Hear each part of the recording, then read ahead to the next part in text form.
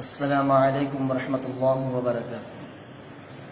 الحمد للہ نحمده ونستعینه ونستغفره ونؤمن به ونتوکل علیہ ونعوذ باللہ من شرور انفسنا ومن سیئات اعمالنا من يهده الله فلا مضل له ومن يضلل فلا هادي له ونشهد ان لا اله الا الله وحده لا شريك له ونشهد ان سيدنا وسندنا ومولانا محمدا عبده ورسوله اما بعد قال النبي صلى الله عليه وسلم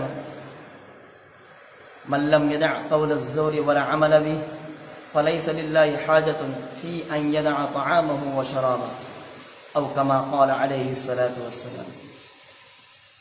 صدر محترم عزیز ساتھیوں اور بزرگان ملت، اللہ تبارک تعالیٰ کا بھی انتہا فضل ہے، کرم ہے کہ اللہ تبارک تعالیٰ نے ہم سب کو رمضان مبارک کے مہینے کو پانے کی توفیق نصیب فرمائے۔ دیکھو اللہ تبارک تعالیٰ نے روزوں سے اللہ تبارک تعالیٰ کتنا قریب ہوتا ہے، اور اللہ تبارک تعالیٰ اس کا بدلہ خود ہی اپنا مرحمت فرماتے ہیں۔ اللہ تبارک تعالیٰ ہی خود ہی دینے والا ہے۔ روزے کے ذریعے سے اللہ تبارک تعالیٰ انسان کو اس بات سے مشق کرانا چاہتے ہیں کہ اپنی خواہش اصل نہیں بلکہ حکم خداوندی اصل ہے۔ جو شخص روزے دار جو چیزیں حلال ہوتی ہیں روزے سے پہلے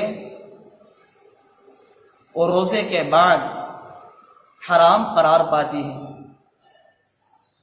اپنے منکوحہ بیوی، حلال بیوی، اور اسی طرح اپنی محنت سے حاصل کردہ حلال مال، روزے کی نیت کرتے ہی یہ دونوں حلال چیزیں حرام قرار پاتی ہیں، اور روزے دار بخوشی روزہ رکھ کر حکم خداوندی کے سامنے سر تسلیم کرتا ہے۔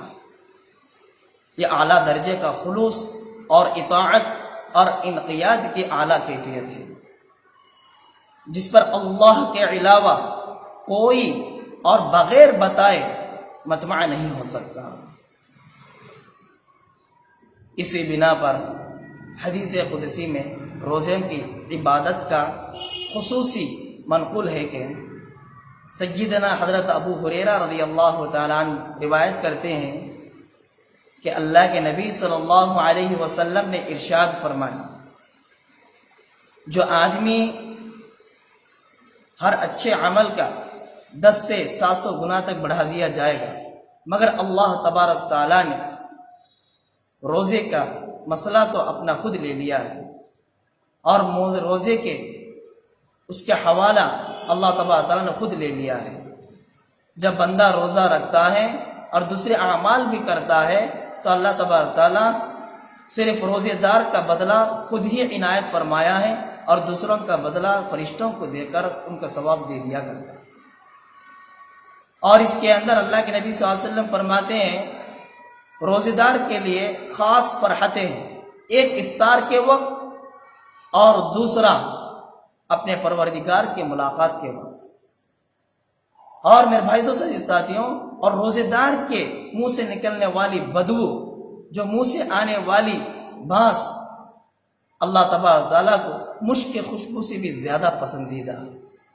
اور خاص طور پر ہم غور کرنے کی بات ہے کہ روزے دار کو چاہیے کہ ہر گناہوں سے حفاظت رہے، اور روزہ گناہوں سے ڈھال ہے میرے بھائی دوستوں ساتھیوں۔ اور جب تم میں سے کوئی روزے دار ہو تو اس کو برائی سے اپنے آپ کو بچائے، اور جب تم میں سے کوئی برا بلا کہے یا اس سے جھگڑا کرے تو اسے کہہ دینا چاہیے، جواب دینا چاہیے کہ میں روزے دار ہوں۔ تو اس حدیث سے کیا معلوم ہوتی ہے؟ یہ اللہ کے قرب اور یہ کیفیت ہمارے لیے بہت ضروری ہے کہ روزے دار ہی صرف نہیں، ہر سال، ہر دن، ہر رات میں ہماری کیفیت ایسی ہونی چاہیے کہ اللہ مجھے دیکھ رہا ہے، ہر برائی سے ہمیں حفاظت ہونی چاہیے۔ یہ روزے کا مثال ایسی ہے، ہر سال موت تک ہمیں صحیح زندگی گزارنے والے بنے۔ میرے بھائی دوست ساتھیوں، حضرت ابو امامہ بہلی رضی اللہ تعالیٰ عنہ روایت کرتے اللہ کے نبی صلی اللہ علیہ وسلم سے عرض کیا یا رسول اللہ صلی اللہ علیہ وسلم مجھے کوئی ایسا عمل بتا دیجئے جو مجھے جنت تک پہنچا دے۔ اللہ کے نبی صلی اللہ علیہ وسلم ارشاد فرمایا علیک بالصوم فإنہ لا عدل لہ، تم روزے رکھا کرو اس لیے کہ وہ بے مثال عمل ہے۔ تو دیکھیں اس حدیث سے معلوم ہوتی ہے اللہ کے نبی صلی اللہ علیہ وسلم کا فرمان روزے رکھنے سے یعنی ایسی ثواب ملتی ہے جب سے پہلے اپنے آپ کو حفاظت ہوتا ہے، گناہوں کی محفوظ رہتا ہے۔ اسی طرح اللہ کے نبی صلی اللہ علیہ وسلم نے ارشاد فرمایا عن ابی ہریرہ رضی اللہ عنہ قال قال رسول اللہ صلی اللہ علیہ وسلم الصائم لا ترد دعوته۔ حضرت ابو ہریرہ رضی اللہ تعالیٰ روایت کرتے ہیں کہ اللہ کے نبی صلی اللہ علیہ وسلم نے ارشاد فرمایا روزے دار کی دعا رد نہیں کی جاتی ہے۔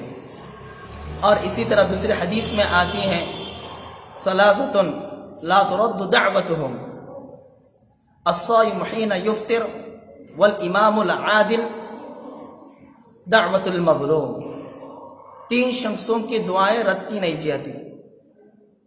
پہلا یہ ہے روزے دار کے افطار کے وقت کی دعا رد نہیں کی جاتی۔ دوسرا وہ ہے عادل بادشاہ کی دعا رد نہیں کی جاتی۔ تیسرا وہ ہے مظلوم کی دعا رد نہیں کی جاتی۔ اس لیے روزے دار کو چاہیے کہ ہمارا افطار کے وقت کو غنیمت سمجھا جائے اور اپنے کھانے پینے کی طرف توجہ کی بجائے اللہ تبارک تعالیٰ کی رحمت کی طرف متوجہ ہونی چاہیے، اس لیے کہ روزے ایسا ڈھال ہیں، ہر گناہوں کا حفاظت کرنے والا ہے۔ اللہ تبارک تعالیٰ کا بھی فرمان ہے روزے دار اگر ہاتھ اٹھا کر افطار کے وقت مغرب کے وقت دعا کرتا ہے تو اس کی دعا فوراً قبول ہوتی ہے۔ بہت امیدوار ہیں، امیدیں زیادہ ہوتی ہیں کہ افطار کے وقت دعا کرنے سے اللہ تبارک تعالیٰ ضرور دعا قبول فرماتے ہیں۔ اس لیے مؤدبانہ گزارش ہے کہ اس وقت زیادہ سے زیادہ کھانے پینے کی طرف متوجہ نہ ہونے کے بجائے ہم دعاؤں کی زیادہ متوجہ ہونے کی کوشش ہونی چاہیے۔ اور اسی طرح روزے دار کے لیے اللہ تبارک تعالیٰ اللہ کے نبی صلی اللہ علیہ وسلم ارشاد فرماتے ہیں عن ابی ہریرہ رضی اللہ عنہ قال قال رسول اللہ صلی اللہ علیہ وسلم من لم يدع قول الزور ولا عمل به فليس لله حاجة في ان يدع طعامه وشرابه۔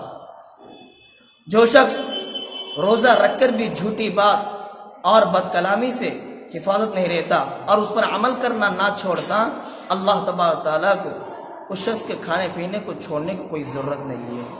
اس لیے میرے بھائی دوستوں کے ساتھیوں کہ رمضان المبارک کا مہینے کو غنیمت سمجھو، اور یہ رمضان المبارک کا مہینہ آئندہ موقع یا نہ ملے، اس وجہ سے اس مہینے کو زیادہ سے زیادہ ہم توجہ اللہ کی طرف اور افطار کے بجائے دعاؤں کی بقدر اور دعا کی طرف متوجہ ہونی چاہیے۔ اللہ تبارک تعالی ہم سب کو عمل کے توفیق نصیب فرمائے۔